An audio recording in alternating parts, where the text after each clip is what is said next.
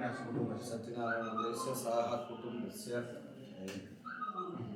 आगतानां विशेषभक्तमहाजनानां सर्वं क्षेमस्त्रिये भानिकाचित्ताय नमः शिवाय नमः रुद्राय नमः दिव्याय नमः शान्ताय नमः सिद्धिगणेशाय नमः महिमा सिद्धिगणेशाय नमः महिमा सिद्धिगणेशाय नमः कौन्डिन्यमहामुने पूजिताय नमः कौन्डिन्यनदेवेत्त सेविताय नमः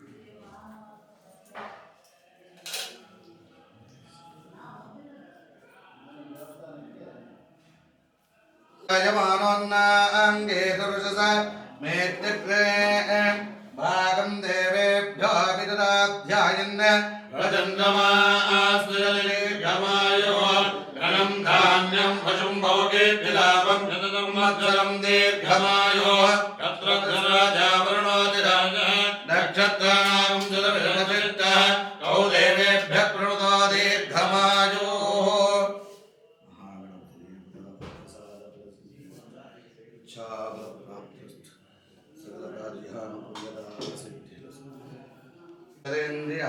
सेवेन्द्रिय प्रतिष्ठते रोचनो रोचमान शोभन शोभमान कल्याण संपाशिंचामीर्षा प्रजामायुद्धंच कल्याख्यानंदाय सर्वस्तो मोदि तथा उत्तम महद्भवति सर्वस्याप्ते सर्वस्य चित्ते सर्वमेवयाप्नोति सर्वं जयति जयतीति जयति श्रीमन्महागणपति देवता प्रसाद बल सिद्धिरस्तु इच्छा बल प्राप्तिरस्तु सकल कार्यानुकूलता सिद्धिरस्तु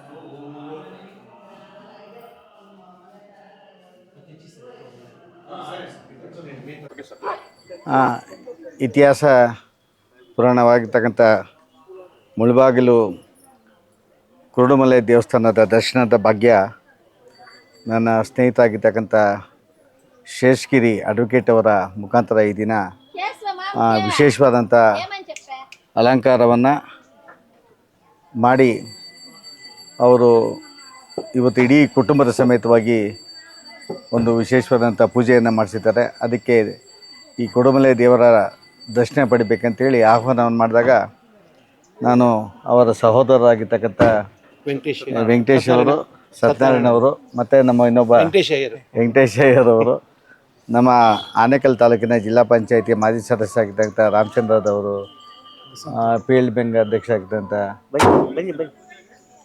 ಸತೀಶ್ ಅವರು, ವಸಂತರವರು, ಮತ್ತೊಬ್ಬ ಈ ಕೋಲಾರದ ಮಾಲೂರು ಕ್ಷೇತ್ರ ನಾಯಕರಾಗಿದ್ದಂಥ ಶಂಕರ್ ಅವರು ಎಲ್ಲರೂ ಒಳಗೊಂಡಂತೆ ಇವತ್ತು ಆಶೀರ್ವಾದವನ್ನು ದರ್ಶನ ಪಡೆದಿದ್ದೀವಿ. ಆ ದೇವರ ಆಶೀರ್ವಾದ ಈ ಭಾಗದ ಜನತೆಗೆ ಅಷ್ಟೈಶ್ವರ್ಯ ಲಾಭ ಸಿಗಲಿ ಅಂತೇಳಿ ದೇವರಲ್ಲಿ ಪ್ರಾರ್ಥನೆ ಮಾಡ್ತೇನೆ. ಬಹಳ ಅದ್ಭುತವಾಗಿತ್ತು. ಅಲಂಕಾರದ ಜೊತೆಗೆ ಬೆಣ್ಣೆ ಅಲಂಕಾರ ಜೊತೆಗೆ ಡ್ರೈ ಫ್ರೂಟ್ಸಿಂದ ವಿಶೇಷವಾದಂಥ ಅಲಂಕಾರವನ್ನು ನೀಡಿ ಆ ದೇವರ ದರ್ಶನ ಭಾಳ ಅದ್ಭುತವಾಗಿತ್ತು ಅಂತ ಹೇಳೋದಕ್ಕೆ ಇಚ್ಛೆಯನ್ನು ಪಡ್ತೇನೆ. ನಾನು ಇದು 2ನೇ ಸಾರಿ 3ನೇ ಸಾರಿ ಬಂದಿದ್ದೀನಿ.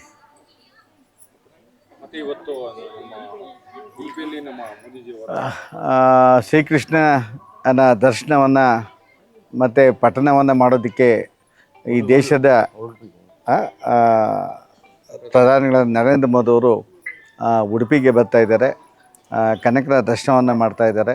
ಆ ದರ್ಶನದ ಮುಖಾಂತರ ಇಡೀ ದೇಶಕ್ಕೆ ವಿಶೇಷವಾದಂಥ ಶಕ್ತಿಯನ್ನು ತುಂಬಲಿ ಅಂತೇಳಿ ದೇವರನ್ನು ಪ್ರಾರ್ಥನೆ ಮಾಡೋದ್ರ ಮುಖಾಂತರ ಬಹುಶಃ ಧಾರ್ಮಿಕತೆಯ ಕಾರ್ಯಕ್ರಮದಲ್ಲಿ ಈ ದೇಶದ ಪ್ರಧಾನಿಗಳು ಅಯೋಧ್ಯೆಯಲ್ಲಿ ಶ್ರೀರಾಮನ ದೇವಸ್ಥಾನವನ್ನು ನಿರ್ಮಾಣ ಮಾಡೋದ್ರ ಮುಖಾಂತರ ವಿಶ್ವದ ಉತ್ತರ ಭಾರತದ ಅನೇಕ ಕಡೆಗಳಲ್ಲಿ ಈ ದಿಕ್ಕಿನಲ್ಲಿ ಅನೇಕ ಯೋಜನೆಗಳನ್ನು ಹಮ್ಮಿಕೊಂಡಿದ್ದಾರೆ. ಅವರ ಈ ಧಾರ್ಮಿಕ ಮತ್ತು ದೇವರ ಭಕ್ತಿಯಿಂದ ದೇಶಕ್ಕೆ ವಿಶ್ವದಲ್ಲಿ ಆರ್ಥಿಕ 3ನೇ ಶಕ್ತಿಯಾಗಿ ಬೀಳೋದಕ್ಕೆ ವಿಶೇಷವಾದಂಥ ಆಕರ್ಷಣೆ ಪ್ರಧಾನಿಯಲ್ಲಿದೆ.